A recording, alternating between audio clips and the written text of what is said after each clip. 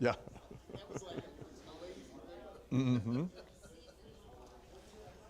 We're going to start in 1 minute.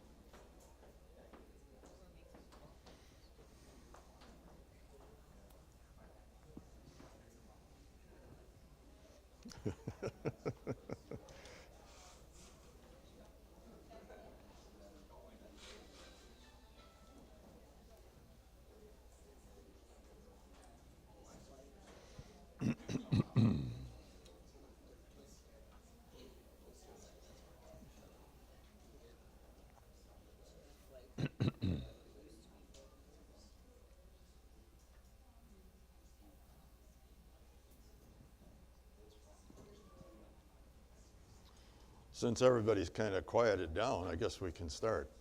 I see the clock says 5:15, so we'll kind of work off of that, and let me know if I go too far over there.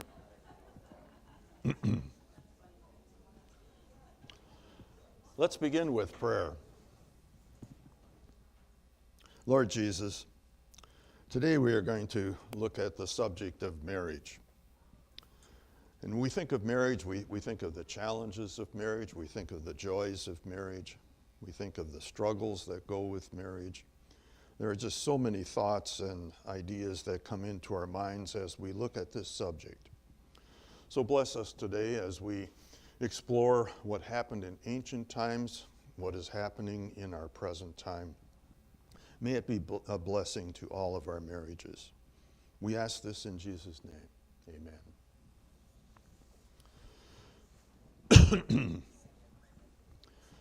When I said last week that we would be talking about marriage today, I heard a little gasp out there. And so I think, well, okay, what are we going to do with that?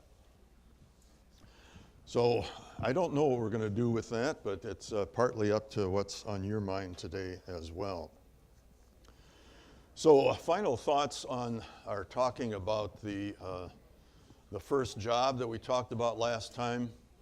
And I really liked the thoughts that we heard last week about encouraging our young people.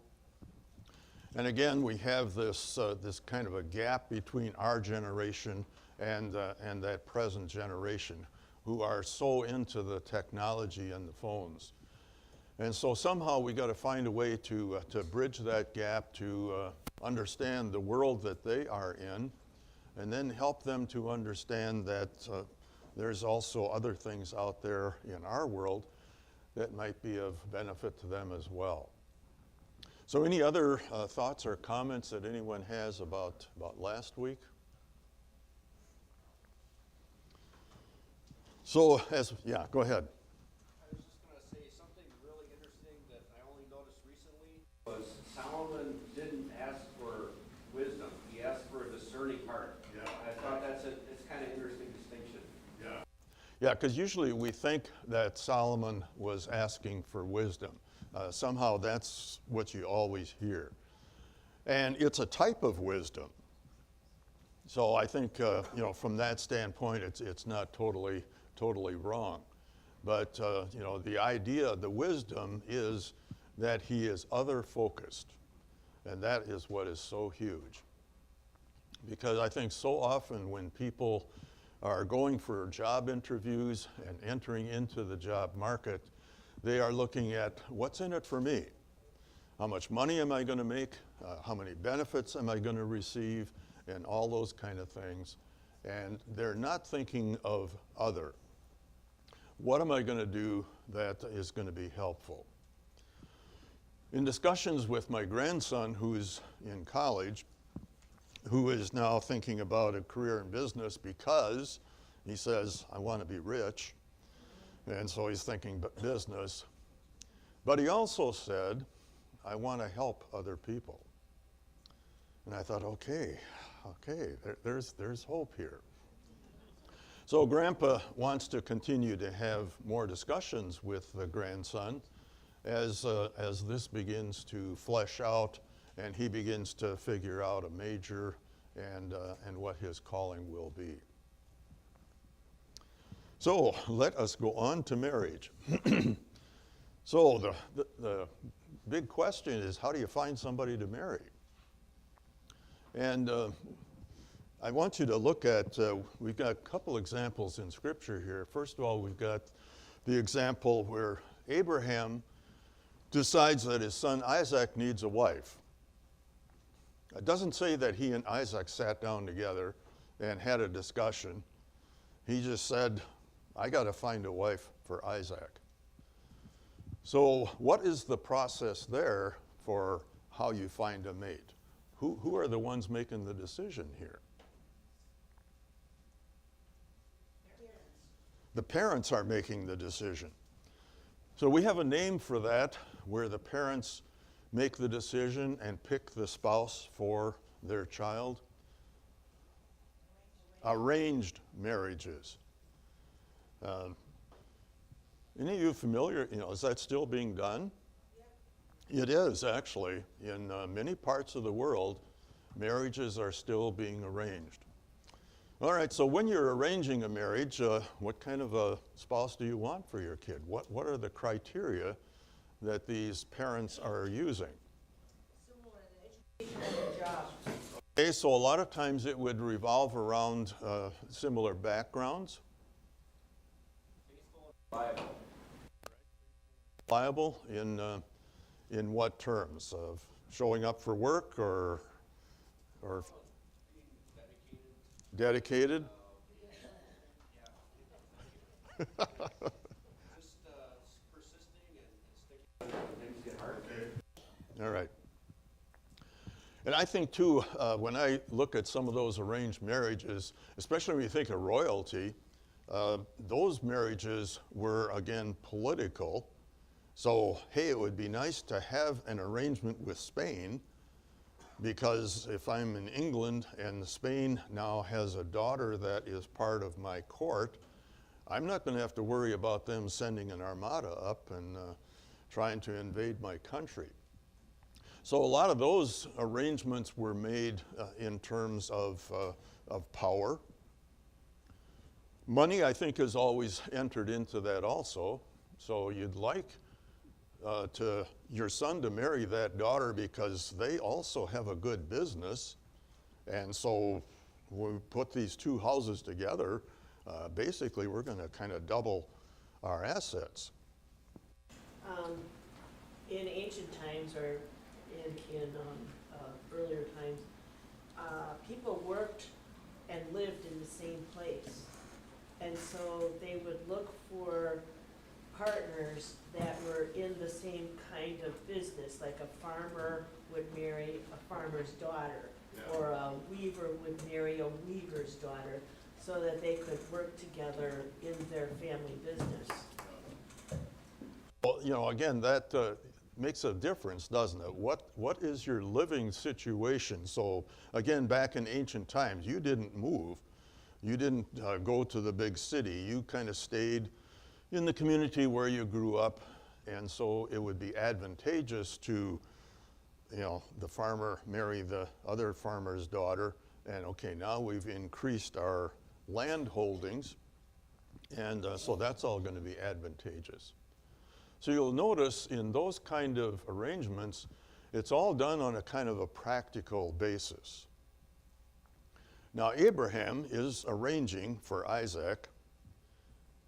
His criteria, if you look at the chapter that we've got there, see, is it Genesis chapter 24? So, first of all, why doesn't he find a girl from Isaac in the land of Canaan? Because they've been living there for a while now. They've gotten to know their neighbors. Really any other believers around? Okay. So this is a faith thing. So again, Abraham is really, really adamant that he does not want his son marrying any of these women because they come from a different faith background. And so Abraham says, I want you to go back where I came from, and I know there are people there that have the belief that I have. So that's one big reason why he sends his servant back to where he came from. The other interesting thing in the story is that Eliezer is saying to himself, okay, when I get here, which one of these gals am I going to pick? And so he has a little test. He said, when I get to the water hole,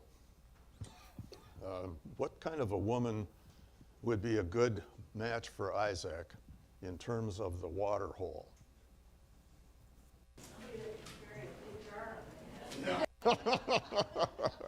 Somebody that can carry a big jar. Yeah, I just think this is so humorous, isn't it? He says, I want a wife who will water the camels. It's like, okay. And yeah, have you ever watered camels?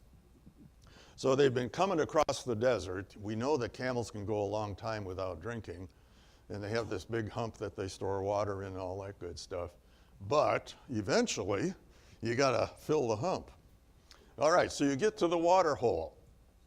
How many gallons can a camel drink?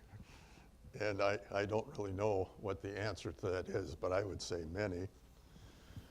And the water jugs that the women carried on their heads, how many gallons did those hold, do you think? More than a quart, right? Yeah, it could have been up to 5 gallons. So have you ever lifted a 5-gallon pail of water? Yeah, I'm a little kid on the farm. I'm kind of walking like this because it's heavy. It is really heavy. It's an astounding thing that a woman can put that on top of her head and carry that and not spill. So he's looking for this woman, and it turns out to be Rebecca. Rebecca said, oh yeah, I'd be happy to water your camels. Really? But that was a sign that Eliezer was looking for. So that's the arranged marriage. Then you have the story of Jacob. Interestingly enough, Jacob has to leave home. Remember how he made Esau mad because he stole a birthright? And he's kind of in jeopardy. And so his mother, Rebecca, says, go back to Uncle Laban, my brother. So he does. And he falls in love. This is not an arranged marriage. Who does he fall in love with? Rachel. Remember Rachel? And so he talks to Laban, says, I want to marry Rachel. And says, okay, fine. They make the arrangements. What happens on the wedding night? Jacob wakes up, and it's not Rachel. It's her sister, Leah. And then Laban says, I forgot to tell you, you have to marry the eldest daughter. I mean, you can have Rachel, but you're going to have to work another 7 years for that. So, again, one of those really very, very interesting stories. But there you have a marriage of choice as opposed to a marriage that's arranged. So in our present day, marriages are all by choice, aren't they? Is there anybody here that your parents arranged your marriage for you? Okay, I didn't think probably that that custom was in existence anymore. Did your parents have any input as you were dating and choosing? Yeah, I think so. So how do you know that your parents approve of your choice?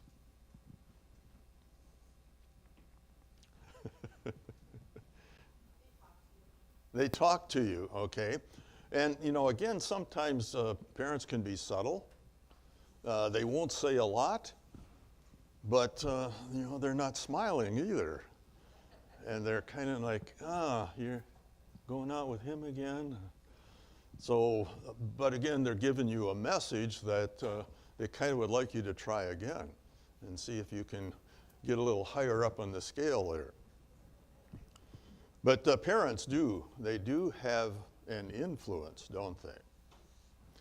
So, I wanted my parents to approve of my choice, and Jean wanted her parents to approve, and so, that was an important thing. We already had decided, so we were in Michigan. I was doing my vicarship, and Jean was a new graduate from New Ulm. And when I came to begin my vicarage, the principal there had a lot of graduates from New Ulm, and usually in a year they married into the congregation. And he was really tired of replacing teachers. So he met me, and the first thing he said to me is, "Keep your hands off the teacher or I'll break both your arms." I said, "Yeah, it's nice to meet you too." Yeah, well, I mean, this is what's interesting about life. Because I was kind of like, "Hey, man, no problem." I was dating a girl that I had met in Milwaukee. And Jean was not really interested, looking for anybody, so that didn't seem to be an issue.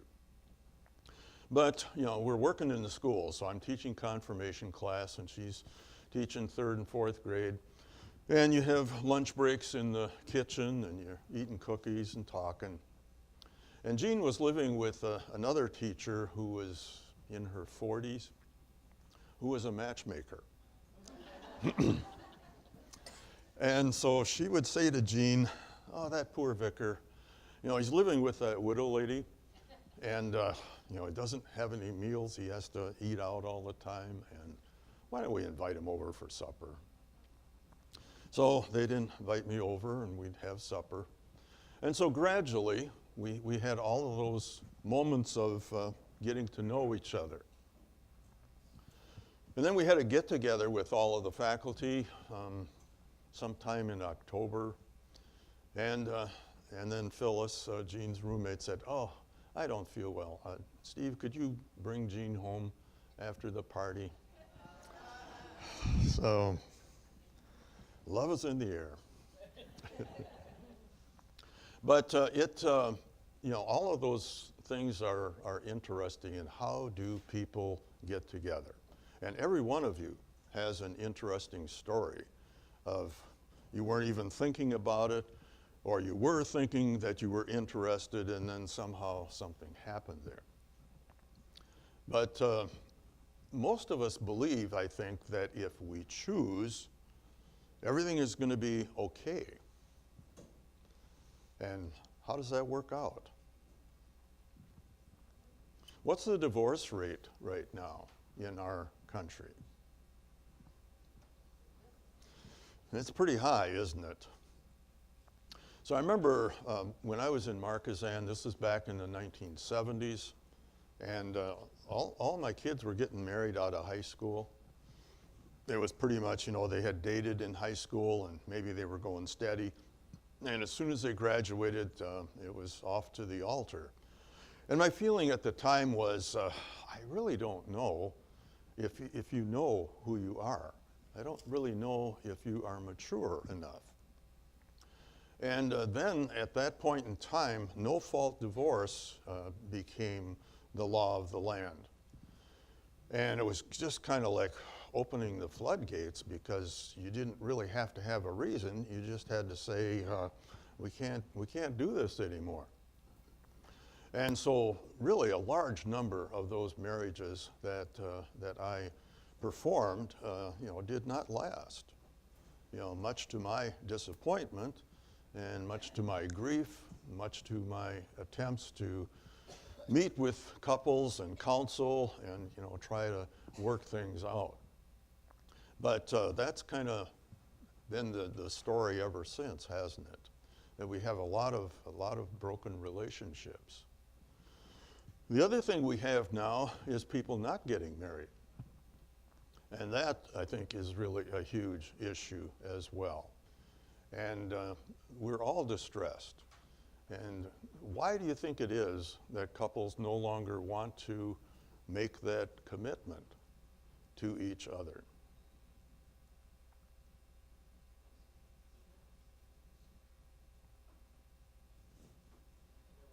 Breaking the commitment, and they're worried about breaking the commitment. Yeah. They don't want to do that, and then it's just the flexibility is appealing. No commitments at all, you know. It really revolves around that commitment thing, doesn't it? That it's a very scary thing to say, I will be faithful to you till death us do part. So wow, when you think about the weight of those words, what you are saying there, because that could be a long time, couldn't it? And so I think couples are saying to themselves, how can you make that kind of a commitment? So, I mean, we're good now, but then that doesn't mean that things might not change. And so that fear of making that commitment seems to be one of the big deterrents to making that a permanent thing and going to the altar. So I think we need to look again at how important marriage is to our society.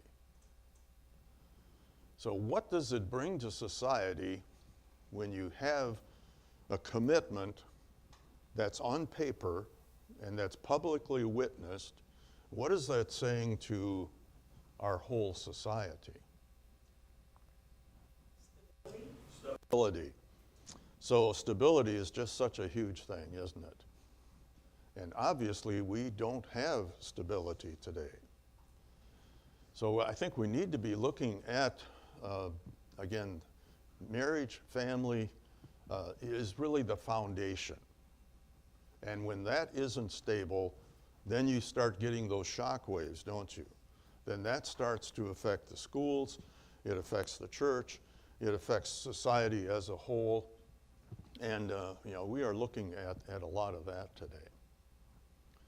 So we need to look at how do we keep this marriage together for the years that God is going to give us. In 10 days, Jean and I are going to be celebrating 59 years. And it's kind of like, whoa. And I scared her back in 2020. We almost were not married at that point in time. But it, again, you do not know. My parents had a little over 40. Jean's parents had 63. So there are some real long marriages out there. But how do you hold it together? And I really want to spend our time on the last point on the page, which is from Genesis chapter 2. For this reason, a man will leave his father and his mother and be united to his wife, and they will become one flesh. I like the King James where it says instead of being united, it says he will cleave to his wife. I just like the leaving, cleaving. I like the alliteration with that. So let's start with the leaving. He leaves his father and his mother. What does that mean? You're leaving mom and dad. We're dependent on them. You're not dependent on mom and dad. You're leaving that behind. You're not going to be calling them anymore, they hope. Your first allegiance changes from your parents to your wife. Okay. Allegiance changes. That's kind of a big one. Allegiance changes. So it's not mom and dad. Now it's this person that you have committed yourself to. Okay, anything else that you see in that leaving? Have more responsibility, both as a husband and a wife. Okay, you take on more responsibility. Yeah, because when you were at home, Mom and Dad were taking care of you, weren't they? You were 25 years old. Mom was still doing your laundry, still packing your lunch. I remember Gene's brother. His mom still packed his lunch for him every day, and he was married.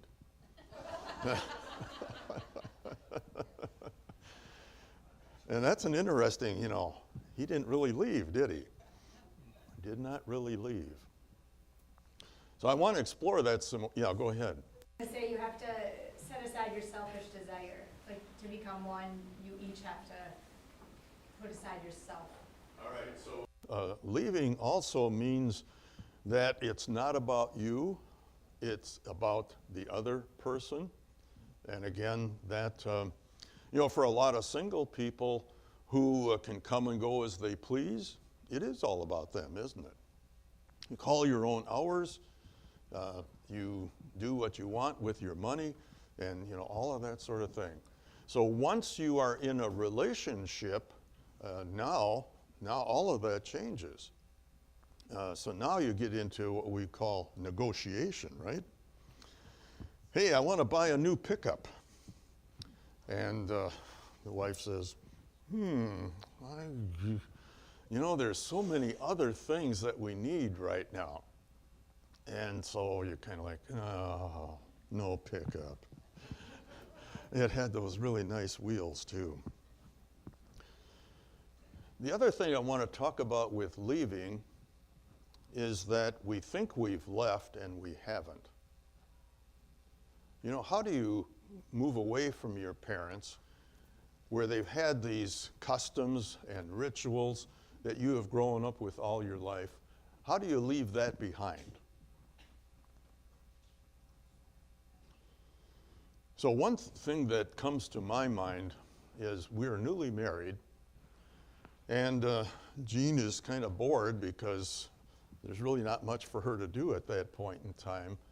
And she loves to cook, and she likes to try different recipes. And so I'm sitting there and I'm looking at the plate. I don't recognize it. It's not meat and potatoes. I love meat and potatoes. We had a lot of meat and potatoes. And I'm kind of like, it's not potatoes. It's not roast beef. I said, this looks interesting. And it actually was quite edible. But that was one moment when I hadn't left. I had brought with me all those things from my family. This is the way we cook. This is the way we eat. This is the way we do things. So that was all still very much alive in me at that point. And Jean brought from her family the way things were done. And we were both farm families, so you'd think, okay, we're the same, but the customs were different. Her mom was very religious about celebrating birthdays. My mother was like, she might forget your birthday. So she remembered Christmas. But again, it was just those differences in how the families operated. And so leaving does not really happen overnight, does it? So just because you're no longer in your old bedroom, and you are now in your new household, but you still have all those customs and memories and things that went on there. And if tensions arise in the relationship, which is inevitable, who are you going to call? Yeah. Ghostbusters, yeah. Yeah, more than likely you're going to call. You're going to call mom, or maybe you'll talk to dad. But, probably that's what you're going to do. And again, that's one of those leaving things. If you really left, hang up the phone. Don't do that. You place your parents in an awkward position because they are going to be forced to do what? Take a side, yeah. And of course, what you're looking for is pick me, take my side. And wise parents will not do that. They will say, well, maybe, cool off a little bit. Maybe walk around the house 5 times and, see if you can kind of get a grip on things and come back in and try again. So I think I have to really credit my parents and in-laws for not entering into that. The other thing sometimes is distance. So if you live in another state, then it's very hard to run to mama because she's just not across the backyard there. But those are some of the challenges of leaving. So I want you to understand that leaving is really an ongoing process. So you can be married 59 years and you're still leaving. There are still customs. There are still ways of thinking. There are still perspectives that you have that are still there, that still become points of contention between you and your spouse. Any other thoughts that anybody has on that leaving? All right, then the cleaving. So what does cleaving look like? What is that? What image does that engender in your mind? It's not a word that we use anymore, so it's hard to give an image. Yeah, so you don't have an image because you say, I don't know what cleave means. Okay, Pete? Maybe more clinging. Yeah. All right. This Okay. is now your lifeboat, this is now your partner, this is who you cling to. So cleaving, clinging, the idea is that you are wrapping very tightly. So if you see the little kid with his legs and his arms wrapped around his mother, and his mother's going, I can't breathe. But that's cleaving, isn't it? That is really hanging on. It's a beautiful image. And again, what gets in the way of that happening between couples? When they're dating, there's a lot of clinging, isn't there? And sometimes you see a young couple and they just only have eyes for each other and they're holding hands. And the adults, the grandpas and grandmas are like, oh. But how come that got lost? So, you start out with that in the courtship, then you get married. So what happens once you start setting up the household and living your life? Maybe holding on to grudges or not forgiving someone for something that happened 20 months ago, or not talking through what happened and closing the door and moving forward. So again, hanging on to grudges. Now this is an interesting thing about cleaving, is that while you are cleaving, you also are living out your life. You are doing your daily routines, and you start to notice things about each other. So at first, when you were dating, you saw no faults. This guy is just perfect. Everything he says is like a pearl dropping from his lips, and it's just, it's all wonderful. Somehow, after the wedding, you start seeing that this guy with the pearls from his lips also has some flaws. And what might the flaws be?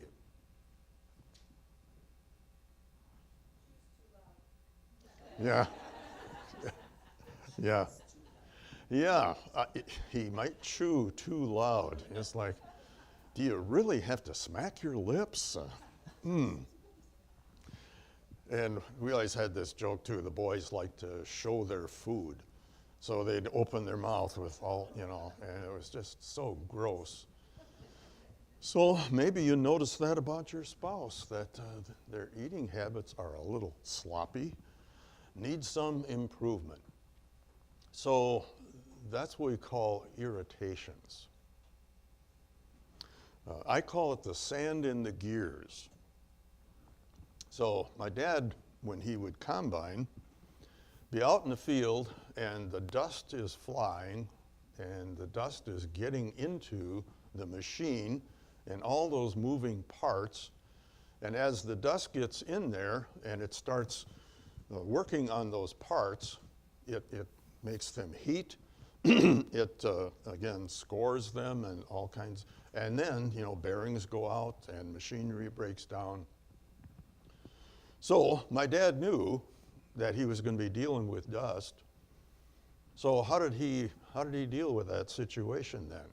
How did he prevent the combine from breaking down? Got any farmers here? Maintenance, okay. And was there another hand? They greased it, oiled it. Okay, all right. You're not a farm girl. How'd you know that? That's awesome. My dad greased it. So he never started in the morning without greasing.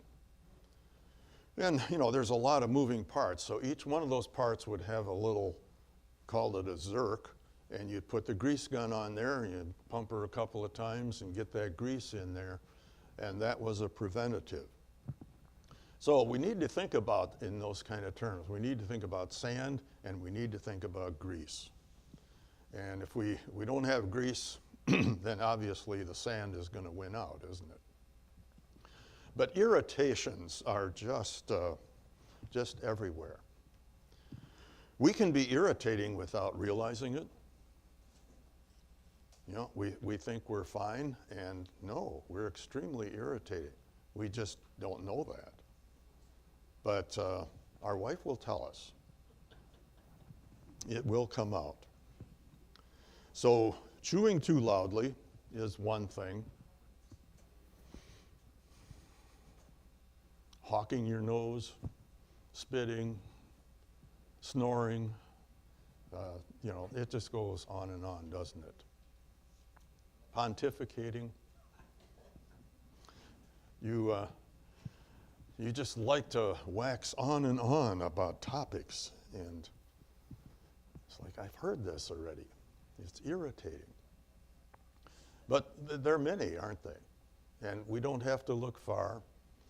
And if somebody put a microphone in our face, we could rattle off 10 or 15 without pausing. So the clinging, a lot of times, is interrupted by the irritations. All of a sudden, the irritations get in there, and then you're not clinging quite so tightly. Another thing I want to talk about is how, as you get into your life, you have to work, and you have responsibilities. And so as you get into your work, all of a sudden what you're clinging to is what you do. So you are not spending 8 hours at the job, you are spending 10 or 12, and you're doing 6 days a week. And because the employer kind of is demanding that, if you want to get up where you want to be, if you want to make partner, so all those demands are there. And so now all of a sudden, you're clinging to what you do. And if your wife is taking care of the children, and you have more than one child, and maybe they're both in diapers, what is she clinging to? She is up to her ears in childcare, and taking care of all of their needs. And so again, you get to the end of the day, and what do you got left? You're both exhausted. and you both have very little energy and very little time. And there was a point in my ministry where I was serving a vacancy. And little town of Manchester was next door to Marquezan. So it was probably about half the size of Marquezan congregation. And then there was another little parish at Marquette on Lake Puckaway. And they were very small. And so as I took the vacancy, I tried to work with the folks and say, all the kids come to Marquezan for school, so I could combine the confirmation class. And they said, oh, no, you gotta come and do our kids separate. And the Marquette Ladies Aid, I thought, could come to Manchester so we could combine the meeting. Oh, no, we gotta have separate. If I had that to do over, I would have said, I can't take this vacancy because I don't have the time and the energy to, do all of the things that you're asking me to do. But at the time, I said, okay. So I'm killing myself. And, and Jean is pointing out to me that I'm killing myself. And I don't want to hear that. And so again, that was a time, I think, where the clinging, I was so clinging to the congregation and to all of the needs and responsibilities that were there, that I had very little left over. We had a very wise woman in the congregation at that time, and she said, Pastor, if you and Jean would like to get away, she said, I'd be happy to take the kids. And I assumed that she was kidding, but she kept bringing it up. And so we took her up on that. And so before Lent started, every year, Jean and I would take a week. And we would go up north, and a member had a cottage up there, and we just cross-country skied. It was just wonderful. It was beautiful. It was relationship saving. So again, we were able to uncling from all of the things that were consuming us and taking up all the energy that we had. And we had time once again to build and to reestablish that relationship that had begun so many years before. So I think every couple has to look at that clinging thing, that cleaving, because there are so many things that get in the way of that. That is such a difficult thing to do. You have to be intentional. You have to find ways to again, build that relationship. And you've probably heard the old story about the farmer who, at their 50th wedding anniversary, said to his wife, well, I told you I loved you when we were married. Same thing applies. Yeah. Nothing's changed. And that was not true. Everything had changed. Unbelievable what had happened in those 50 years. So he could have given a different speech, couldn't he? And he could have said, honey, so much has happened. And boy, we've gone through thick and thin, and we've weathered the storm. And I love you. And I'm still here. And you're still here. Well, let's keep her going. Any other thoughts come to your mind as you're thinking about the cleaving?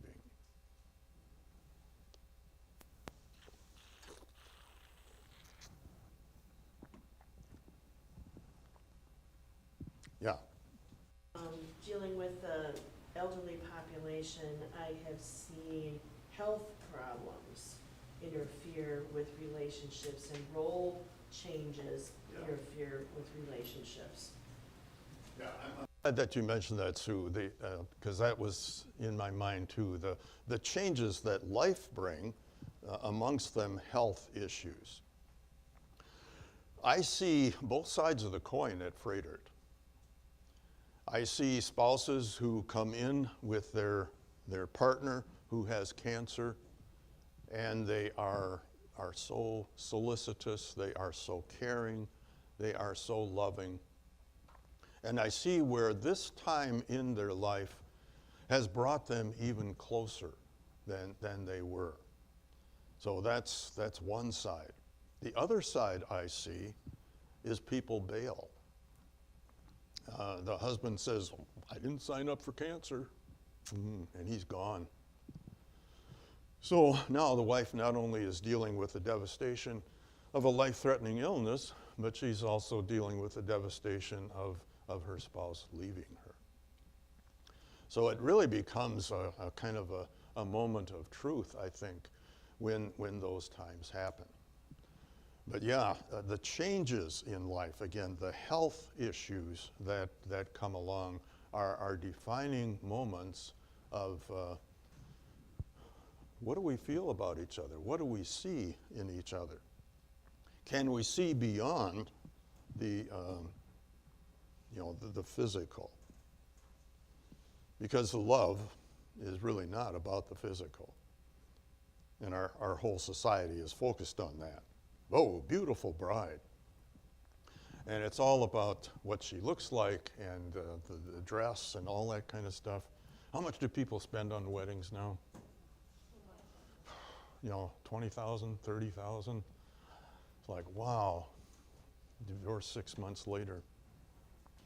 So, the focus is totally on the wrong thing. Who is this person? I was also going to say it's not just the caregiving that causes elderly people to bail on each other, but the financial. I have seen divorces where they are protecting the nest egg that they built up, and one of the spouses has to go into, say, nursing home care, and so it's a way of divesting so that one needy spouse doesn't absorb the family wealth. So there's an interesting thing too. You get divorced because you're trying to protect your finances. You don't want the nursing home to get all of the assets. So yeah, there are a lot of creative, interesting things going on out there in that regard. So as you think about the stages of life, so not only the health issues, but then retirement is I think, another time where spouses can sometimes lose each other. And I remember my parents, when Dad and Mom moved to town, Dad had just been absorbed in that farm, and now he's in the house. And he's bored. And he decides that Mom needs a little help rearranging things. So he's kind of like, I think that stuff should go in that cupboard over there. And my mother's back immediately starts to stiffen, and she's like, no, George, what happened to you? So she just very calmly turned to my dad and said, you need to find something to do.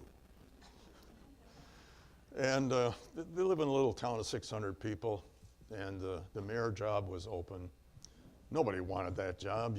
All these crank calls about their sewer backed up and stuff like that. And he said, okay, fine, I'll take that. So he becomes the mayor.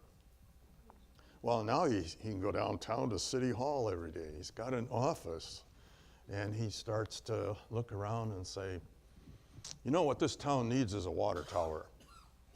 Sanborn did not have a water tower. And he found another community that was giving away their water tower and built something bigger.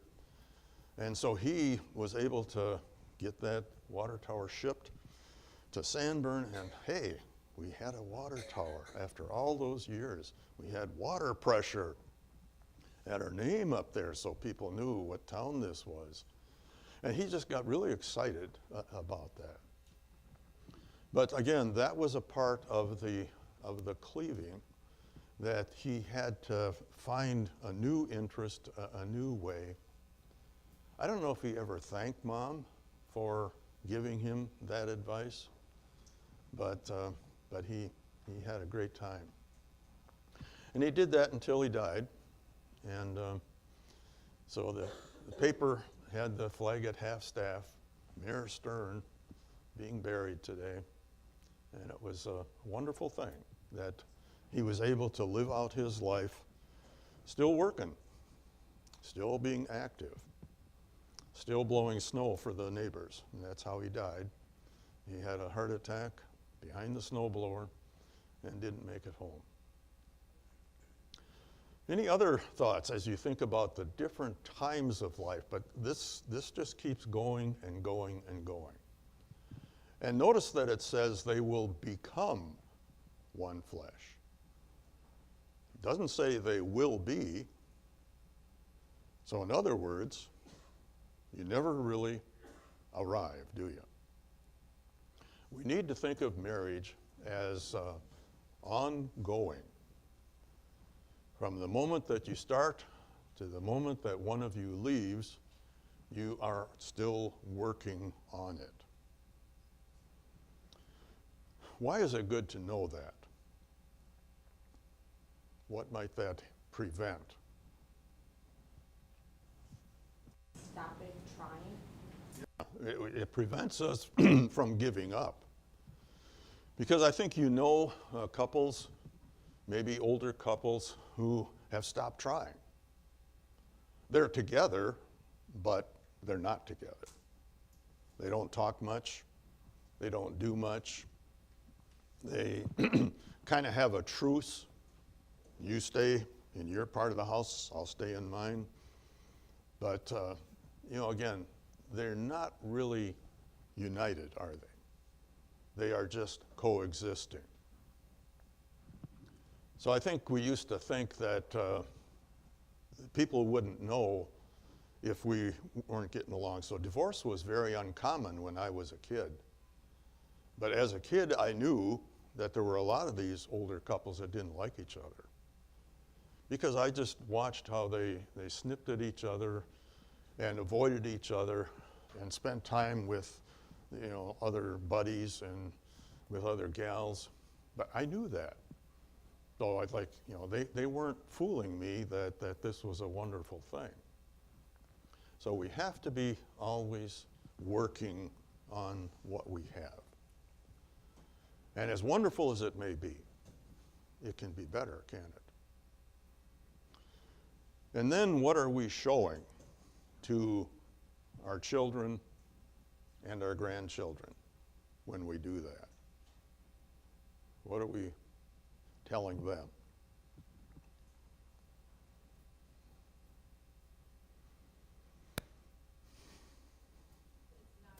Perfect. We're telling them it's not always perfect. And we're also telling them, I think this is something you may want to do. Hopefully you'll want to do what you saw your parents and grandparents doing. Somehow we've got to pass that message on, don't we? That we give encouragement and hope to the next generation. And so that we don't have kids saying, well, I don't want that. I'm not going to go down that road. So hopefully we can get more folks to, again, build on this foundation of society. Do you think marriages are coming back?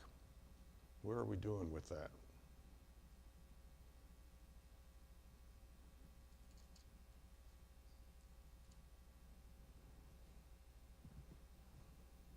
I don't know if I have a feel for that myself. I just am always observing people that I know in my own circle and then in general at large. But right now, I think most couples are very reluctant to go to the altar. So let's do what we can there, I think, to kind of reverse that trend and to get that going in another direction. All of this is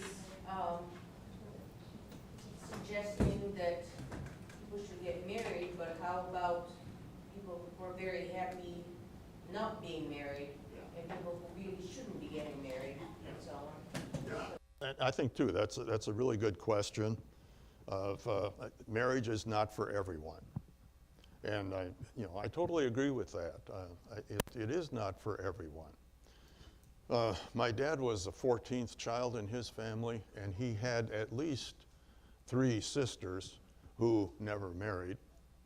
And I think they, again, were looked down on by Grandpa and Grandma, thinking, what's wrong with you? How come? And they had very fulfilled lives. So I would, agree with that marriage is not for everyone. And I will not criticize any person for remaining single and then I think too, one of my daughters was in her 30s, and she just was having trouble finding a decent relationship. And so she was kind of at that point where, I'm all right. I'm fulfilled as a single person. And if there's nothing out there, there's nothing out there. So she was kind of at that point in her life. And a friend said, you have to try this website. And she's like, please, go on the internet. But she did. She tried it. And at first she was having a really good time because you could look at all these people and delete, delete, delete. And she was just really killing that delete key. But there were a couple of names that looked like, I wonder what that person is like. So then she started emailing with this one individual, and she was in Racine, or in Milwaukee, and he was in the Twin Cities. So they emailed back and forth, and then they met a couple of times, and they ended up getting married. So, again, she was at a point where she was saying it's okay, and then she was like, well, hey, this is okay too. So I think just allowing ourselves that flexibility to do that would be a wonderful thing. Any other thoughts? Yeah. As our neighborhood is changing over, because we've been in our neighborhood for like 10 years, and now we're seeing, new people move in. I find it interesting that a lot of the people that are buying houses today are not married, and they're doing the whole, let's live together, see how it goes, let's buy a dog, and pretend we have a kid, and then let's see if it works. And then we've witnessed it where it didn't work, and then they leave and sell the house. And it's really interesting, but I also think it's like society driven because of just the cost of living is like really difficult to be single by yourself and rent a place now. Yeah. Well, I think there's a good comment too about, again, a lot of it is economy also. And so it's cheaper if you can combine expenses and so on. But, again, that mentality is really strong out there. Let's see how this goes. So if you approach it from the standpoint of, let's see if this will work out, more than likely, which way is that going to go? It's probably not going to. Because, again, you're going to find something. There are going to be some things that kind of become deal breakers. And it may be minor and it might be major, but you're just setting yourself up for the fact that if you're afraid to commit, then you're probably not going to be able to. If you approach it from the standpoint of, I know I'm not perfect, and I suspect you aren't either, but hey, let's commit. And let's do the work. Let's do what we have to do in order to get through this and to grow and to discover things about each other that were so beautiful that would never have emerged if we wouldn't have made the commitment. And that's what I see at the Cancer Center. That they look at each other like, I didn't know this was going to come along, but what's come out of you, what I see in you, it is so beautiful. I am so glad that we made that commitment.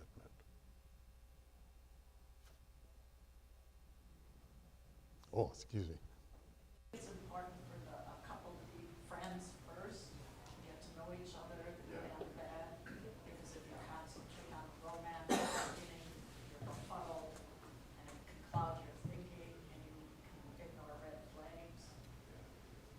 Yeah, be friends first, and I think, Paula, that's excellent advice, because couples that do that, who really like each other, and then become romantic, I really like the order of that, because so often it is the romantic first, and as you say, it clouds the judgment. Emotions can it's like, I'm in love. And it's like, I know, but can I just point out one thing here that you don't seem to be able to see? And that's where the parents, I think, get into it with their kids, where they see that it's the emotion rather than the ability to be able to judge and to see, what else have you got besides that? So that's a huge thing. Yeah. Difficulties in a relationship, in any marriage, before or after they're actually married. And I think we also need to consider God's grace in all of this and how He's going to work. My best example in my life is a granddaughter who picked a fellow in high school, and she was just determined that they were going to marry. He wanted to marry her as much as she him. It was such a bad mix, really. I couldn't find one person who thought this would be good. But she said, I know it's important. It's going to work out. God will bless us.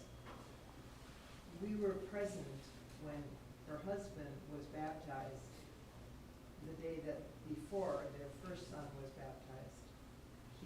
He was baptized first, then he held his son as he was baptized. And that family has bloomed. Their children are precious, bright, godly kids. And I realized it took personal work, but that never would have happened without God's grace. Never. And even very difficult and impossible situations can turn around and be beneficial for God's kingdom and for people. So the importance of grace is just huge. And again, that's kind of why I was talking about the dust and the grease. Because the dust are the irritations, they are the faults, they are the blemishes, and the grease is God's grace. So as we are so aware of the faults of our partner, we also have to look at that and say, I forgive you because I have faults and God forgives me. So it is as forgiven people that we are able to make a marriage work. Because God has loved us and forgiven us, we are able to forgive and keep on building and making this too much. But I forgive you because you are kind, you are strong, you are the most wonderful grandpa, you are the best dad. And you husbands, look at your wives and say, oh, you fuss too much. You work too hard. You never sit down. You can't relax. But I forgive you because you are so beautiful. You are such a great mom and grandma and friend. So just kind of carry that with you today. The dirt and the grease, and keep that marriage strong. See you next week.